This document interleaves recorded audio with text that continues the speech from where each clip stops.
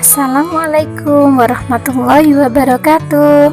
Selamat pagi anak-anak. Bagaimana kabar kalian hari ini? Semoga kalian dalam keadaan sehat selalu ya. Kali ini kita akan mempelajari mata pelajaran PPKN. Subtema 1 yaitu hidup bersih dan sehat di rumah. Sikap persatuan dalam kegiatan bersama. Contoh kegiatan yang dapat dilakukan bersama adalah gotong royong membersihkan rumah. Kegiatan yang dilakukan bersama dapat mempererat persatuan dan kesatuan. Gotong royong adalah bersama-sama mengerjakan sesuatu. Contoh kegiatan gotong royong di lingkungan rumah yaitu membantu ibu memasak di dapur, membantu ibu melipat pakaian yang sudah kering. Yang terakhir yaitu membantu ayah mencuci mobil. Ingat ya, pekerjaan setiap anggota keluarga berbeda. Pekerjaan yang berat dilakukan oleh anggota keluarga yang sudah dewasa, seperti ayah mencuci mobil. Sedangkan pekerjaan rumah yang lebih ringan dilakukan oleh anggota keluarga yang lebih kecil. Contohnya, kalian bisa membantu ibu memasak di dapur atau melipat pakaian yang sudah kering, serta membantu ayah mencuci mobil. Agar tercipta persatuan dalam kebersamaan, kita hendaknya memiliki sikap-sikap sebagai berikut. 1. Tidak bersikap mau menang sendiri. 2. Menghargai pendapat orang lain. 3. Mau bekerja sama dengan anggota keluarga lain. 4. Mau mengakui kesalahan dan mau meminta maaf. 5. Mau memaafkan kesalahan orang lain. Jika kita dapat menerapkan sikap-sikap tersebut, persatuan dalam keluarga dapat tercipta dengan baik. Adapun manfaat jika kita hidup bersatu. Yang pertama, terjaganya keharmonisan dalam keluarga. Yang kedua, tercipta ketenangan dan ketentraman. Yang ketiga, mempererat tali persaudaraan. Yang keempat, yaitu pekerjaan akan cepat selesai. Kerukunan akan menciptakan persatuan. Meskipun di luar rumah, persatuan harus dijaga dimanapun kita berada. Akibat jika kita tidak menjaga persatuan di rumah, yang pertama, tidak tercipta keharmonisan dalam keluarga. Yang kedua, kondisi rumah menjadi berantakan. Yang ketiga, sering terjadi keributan di dalam rumah. Yang keempat, pekerjaan tidak akan cepat selesai. Assalamualaikum. Kali ini kita akan belajar tema 4 subtema 1 mata pelajaran Bahasa Indonesia. Kita akan membahas tentang lingkungan rumah yang bersih. Nah, di sini sudah ada contoh gambar lingkungan rumah yang bersih. Terlihat tidak ada sampah satupun yang berserakan dan semua tampak bersih dan rapi. Selanjutnya, kita membahas kosakata tentang lingkungan rumah yang bersih. Kosakata dapat diartikan sebagai daftar kata-kata. Daftar kata-kata tersebut dapat berkaitan dengan hal tertentu. Misalnya, daftar kata-kata tentang lingkungan rumah yang bersih. Kita dapat menemukan kosakata di dalam teks cerita atau percakapan. Nah, coba kita perhatikan contoh percakapan tentang lingkungan rumah yang bersih antara Ibu dan Ani. Ani, ayo bantu ibu membersihkan ruang tamu. Rumah yang bersih akan membuat penghuninya sehat dan terhindar dari penyakit. Baiklah Bu, ayo kita bersihkan.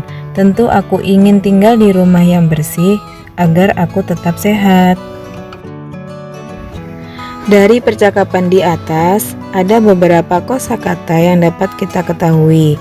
Antara lain, kata bersih yang artinya bebas dari kotoran, kemudian kata penyakit yang artinya gangguan kesehatan, dan kata sehat yang artinya bebas dari penyakit. Selanjutnya, kita membahas lingkungan rumah yang kotor. Coba perhatikan gambar tersebut. Ada banyak sekali sampah berserakan di lingkungan rumah, sehingga tampak kotor dan kumuh. Dari banyaknya sampah yang berserakan tersebut dapat menimbulkan bau yang busuk, sehingga menjadi sarang nyamuk, lalat, dan kecoak. Hewan-hewan tersebut membawa kuman penyakit. Jika kesehatan kita terganggu atau jatuh sakit, maka badan akan terasa lemah dan lesu, serta nafsu makan pun akan berkurang. Halaman rumah yang kumuh harus dibersihkan. Disadari atau tidak, halaman rumah terkadang jarang diperhatikan. Sampah berserakan, tanaman bunga juga jarang disiram. Tanaman bunga menjadi kering dan banyak yang mati. Halaman rumah menjadi kumuh dan gersang. Halaman rumah yang kotor dan kumuh harus dibersihkan. Sampah-sampah harus disapu dan dibuang ke tempat sampah. Jika perlu, sampah dapat didaur ulang. Salah satu hasil daur ulang adalah pupuk kompos. Tanaman bunga harus disiram setiap hari. Jika ada kaleng atau botol bekas, maka harus dikubur agar tidak menjadi sarang nyamuk. Halaman rumah akan terlihat bersih, rapi, dan asri.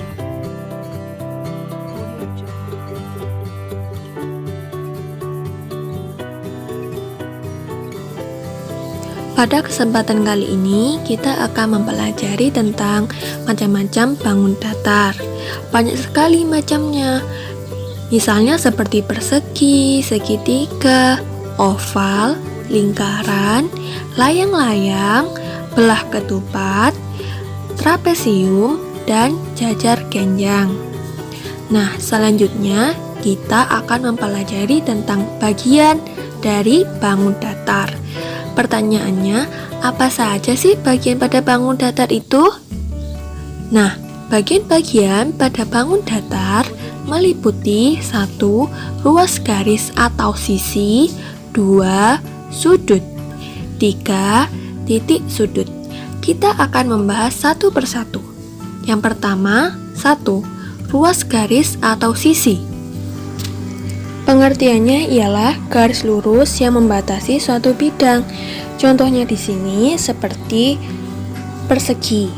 Nah, yang dimaksud dengan ruas atau sisi yakni sisi-sisi luar yang melingkupi persegi. Nah, seperti ini contohnya. Yang pinggiran itu merupakan sisi. Ayo kita hitung berapa sisi pada bangun datar persegi. Yang pertama, 1, 2, 3, dan 4. Ternyata bangun persegi memiliki 4 sisi. Selanjutnya, sudut. Pengertiannya ialah bagian bangun datar yang terbentuk karena pertemuan dua garis lurus. Maksudnya, ketika dua garis lurus bertemu, maka disitulah sudut. Ayo perhatikan garis lurus berikut ini. Bu guru menggambar satu garis lurus, kemudian Bu guru menggambar lagi satu garis lurus. Ketika dua garis lurus bertemu, maka akan terjadi sudut. Nah, dari persegi ini ada berapa sudut? Ayo kita hitung. 1, 2, 3, 4. Jadi, kesimpulannya, sudut di persegi ini ada 4 sudut. Yang ketiga yakni titik sudut. Pengertiannya ialah titik pertemuan dari 2 garis lurus. Semisal Bu Guru menggambar 1 garis lurus, kemudian Bu Guru menggambar lagi 1 garis lurus. Nah, sudutnya itu pastikan ada titik kecil di situ. Itulah yang dinamakan titik sudut.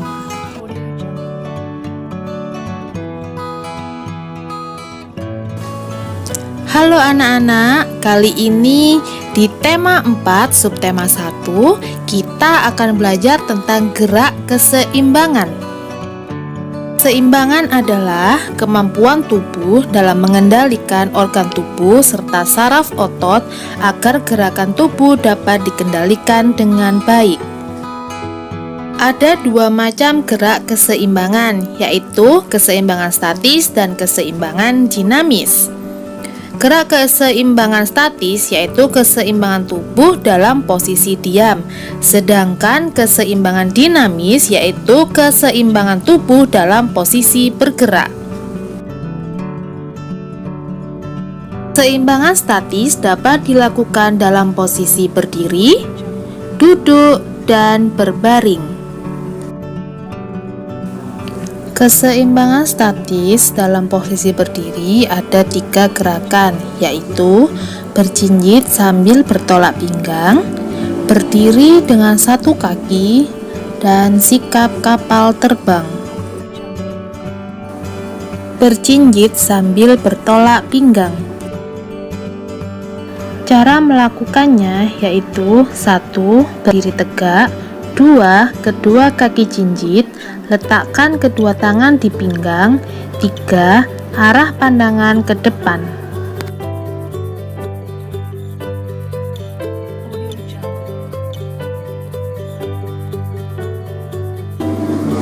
Mengangkat 1 kaki lurus ke depan.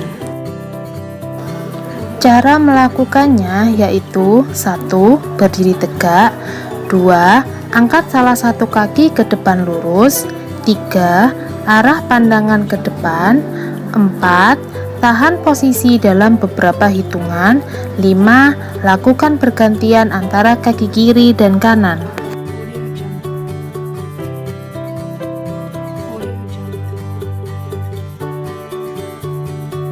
Sikap kapal terbang. Cara melakukannya yaitu 1. Berdiri tegak, rentangkan kedua tangan ke samping, 2. Julurkan salah 1 kaki ke belakang, 3. Bungkukkan badan ke depan sampai badan dan kaki lurus, 4. Arah pandangan ke depan, 5. Tahan selama beberapa detik, 6. Lakukan pergantian antara kaki kiri dan kanan. Keseimbangan statis posisi duduk. Duduk mengangkat kedua kaki lurus ke depan. Cara melakukannya 1.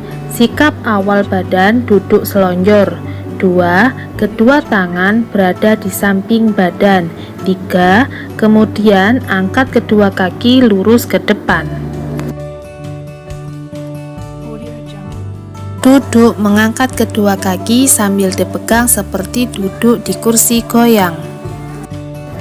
Cara melakukannya 1. Sikap awal badan duduk selonjor, 2. Kedua tangan memegang kaki, 3. Kemudian angkat kaki sambil dipegang seperti duduk di kursi goyang. Sikap lilin yaitu diawali tidur terlentang, kedua tangan di samping badan. Kemudian angkat kedua kaki lurus ke atas. Tahan dalam hitungan 1 sampai 8.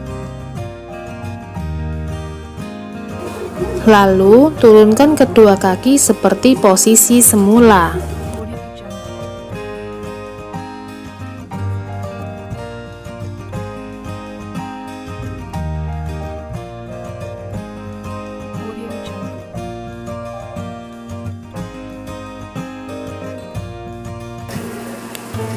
Halo anak-anak, kali ini kita akan belajar tentang bagaimana bernyanyi yang benar. Dalam bernyanyi, kita harus memperhatikan panjang pendek bunyi. Panjang pendek bunyi atau nada disebut pola irama. Panjang pendek nada dapat dihitung dengan satuan hitungan yaitu ketukan. Berikut adalah panjang pendek nada lagu Membuang Sampah ciptaan A.T. Mahmud. Nada dengan satu dibunyikan satu ketukan. Nada satu dan satu yang di atasnya diberi garis. Masing-masing nada satu atau do dibunyikan setengah ketukan. Nada titik dan 4 atau fa dibunyikan 2 ketukan. Nada 1, titik dan 0 yang di atasnya diberi tanda garis dibunyikan 1,5 ketukan. Nada titik ada 0 dan diberi garis. Angka 0 merupakan tanda istirahat. Angka 0 yang dikasih garis dibunyikan setengah ketukan. Kemudian nada titik dan nada 3 atau mi yang atasnya ada garisnya dibunyikan selama setengah ketukan. Rangkaian nada berjalan menurut birama. Birama adalah ketukan yang berulang dengan teratur pada lagu. Ada 3 jenis birama, yaitu birama 2/4, birama 3/4, dan birama 4/4. Selain memperhatikan panjang dan pendeknya lagu, kita harus memperhatikan keras dan lembutnya dalam lagu. Keras dan lembutnya pengucapan lagu disebut dinamik. Perhatikan tanda dinamik berikut. Tanda garis lurus berarti dinyanyikan keras. Tanda garis bergelombang berarti dinyanyikan lembut. Baris yang tidak bertanda dinyanyikan biasa. Sekarang kita nyanyikan bersama lagu Membuang Sampah karya A.T. Mahmud.